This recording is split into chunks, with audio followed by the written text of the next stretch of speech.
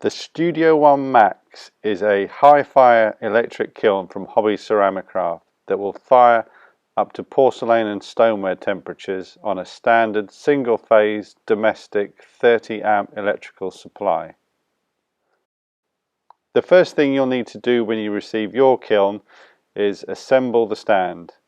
All the parts you'll need for this are included in the kit. Just make sure you loop the panel through the sidewalls like I've just done there. The panel without the hole goes on the bottom. I put in all the nuts and bolts first and then go around and tighten them all in one go. The top panel needs to just loop over the edges of the sides as well. The hole in the middle of the top panel is for the installation of an optional kiln vent that goes underneath the kiln and exhausts the gases from the chamber throughout the firing. The 4 locking wheels are attached using the same nuts and bolts. You don't have to attach the wheels. If you don't, the kiln chamber opening will be slightly lower by about 2 inches. But with the wheels locked, you've got a very rigid, firm and secure stand. With the wheels unlocked, as you can see, you'll be able to make the kiln move around your firing room. The kiln will be delivered to you in a wooden crate on a shipping pallet. If you've got a large doorway, fantastic. Wheel the kiln inside, take the crate to pieces, and then using the handles on the side of the kiln, simply lift the kiln onto the stand that you've just made.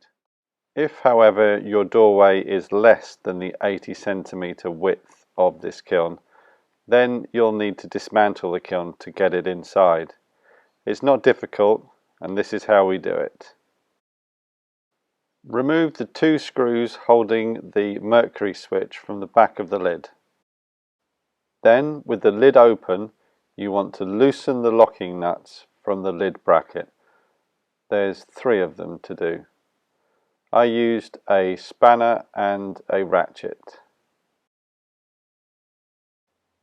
While you're taking the bolts out, get somebody to hold the lid and support it while you're doing this. I removed the top bolt and the bottom bolt first. The middle bolt being the easiest one, it's slightly looser, so make that your last one. Then, as you take that out, you can both together take the combined weight of the lid and put it somewhere safe. On the front of the kiln, there are 2 screws that need removing, and that will allow the front box to be pulled forward. Remove the locking nut that's holding the bracket in position. I just put that nut straight back on so I didn't lose it. Then you have 4 screws on either side of the heat shield to remove. This will then reveal the end of the elements. Now, you don't need to disconnect them all, simply disconnect the ones that are connected to the control box. And as you do that, I would suggest you mark which ones went where. So I'm marking this as number 1, and the next one that I'll disconnect I'll be marking as number 2, and so on. I'm using a socket driver and a pair of pliers, and I'm gripping hold of the brass connector with the pliers so as to not stress and pull the element when I'm twisting the screwdriver. In this kiln there are 6 wires coming from the control box that need disconnecting, and 1 little wire there that's connecting a pair of elements together. Now, we don't need to remove that completely, simply disconnect one of them. Unscrew the 2 grips on the side of the kiln that hold the armoured cable that supplies the mercury switch. Take the bolts out, and then you can just pull these grips apart and pop that cable out. On each side of the kiln you have these little latches. Simply twist them and they'll drop down. When you have unlatched all four, get somebody to help, and using the four handles you can safely lift the top section of the kiln off. This is the thermocouple that reads the temperature inside the chamber. It's a yellow and a red cable. Simply unscrew the connectors on the porcelain block and remove this cable. Four more clips on the base and you can lift the bottom section of the kiln. And there you have it. Your kiln is now dismantled and can be carried through the narrowest of doorways. Give some thought as to where you're going to keep your kiln. Obviously, this needs to be safe. I want this in a non-combustible area, ideally on a concrete floor and no closer than 30 centimeters from a wall. Make sure the room is well ventilated and has air circulating to and from the kiln. As you can see, reassembling the kiln is relatively straightforward. It is, however, a two-person job. Each section of the kiln is fairly heavy and does need to be handled gently. Although the fire bricks in the kiln chamber are thermally very efficient, they are not very strong and they won't appreciate being knocked.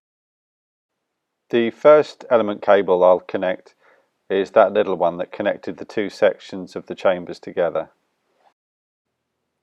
When you're connecting these wires back to the brass connectors, do make sure you get a really good tight connection. These cables will be carrying a lot of power to the heating elements inside the chamber, so it is imperative you get a perfect connection on each of these terminals. Before I put the heat shield back on, I'll just make sure all these element wires are nice and tidy. Connect up the thermocouple, red to red, yellow to yellow. Then you can get that heat shield back on. We have this in the kiln to protect the components and the computer from the heat coming out from the end of the heating elements during the firing. Once you've done that, you can push the control box back up, and there are two screws that go in the top to hold it in position. And then don't forget to put the locking nut onto the bracket, tighten that up with a pair of pliers. Then with the wheels unlocked, you can gently turn the kiln and get to the back of the chamber to put the lid back on its bracket. Get somebody to give you a hand and support the weight of the lid as you line up the bracket onto the back of the kiln chamber. Insert the 3 bolts. The middle one is actually the easiest one because it's a bigger hole, so I would suggest you do the middle bolt first and then tighten up the 3 locking nuts onto the end of the bolts, but not too far. They just need to grip the bolts into position. With the bolts in the bracket, the lid will hold itself open due to the spring-loaded mechanism. When that's done, you want to put the mercury switch back onto the back of the lid. That's simply 2 screws. This little device is an emergency cutout for the kiln that we have fitted onto the kilns that we sell. So when the lid's open, the encapsulated mercury rolls to the back of the switch and cuts the power to the heating elements. Put the bolts back into the brackets and secured the armoured cable back to the side of the kiln. You want to leave a little bit of slack near the back of the lid so the kiln lid can open and close without pulling on that cable. Now the important part, the electric supply. You'll need to get an electrician to wire you up a 30 amp isolating box close to where your kiln's going to be located. Then the heat resistant cable that comes with the kiln needs to be hardwired into that switch box. Then when you switch the power on, you'll see the computer run through a self-diagnostic program, and when the 4 lines eventually go away, it'll display the word idle, which tells you that the kiln's not doing anything, and ultimately it will display what the temperature is currently inside the kiln chamber. which in this case, it was a cold day, that's 9 degrees Celsius. Now the kiln is fully installed, you're ready to do your first firing.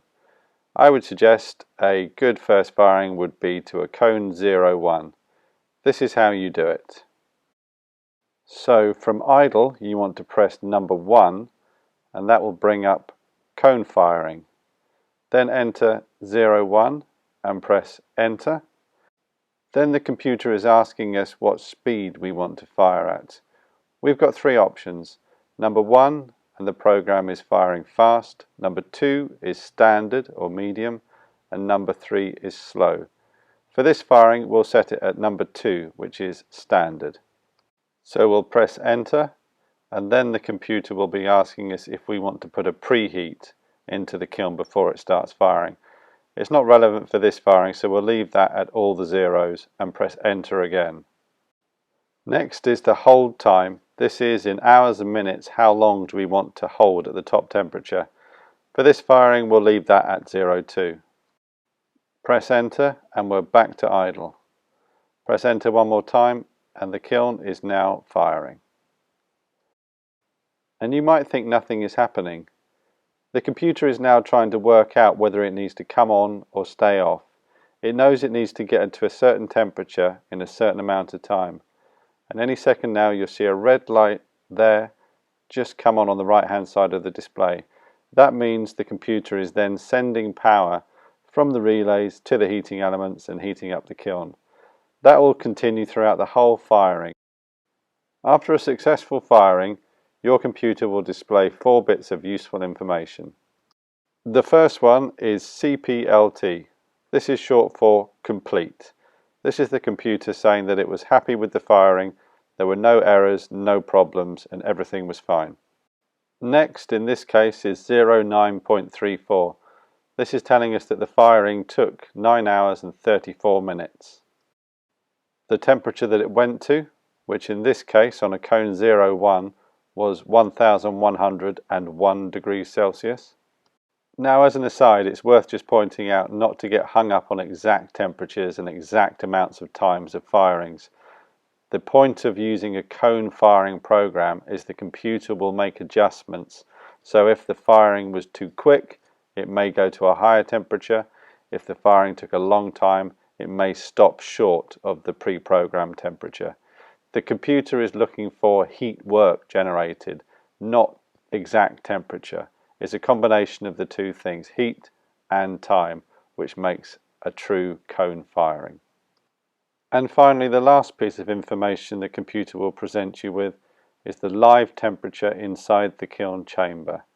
With this information you can make judgments as to when it's safe to unload the kiln. The Studio One Max from Hobby Ceramicraft. Order yours today.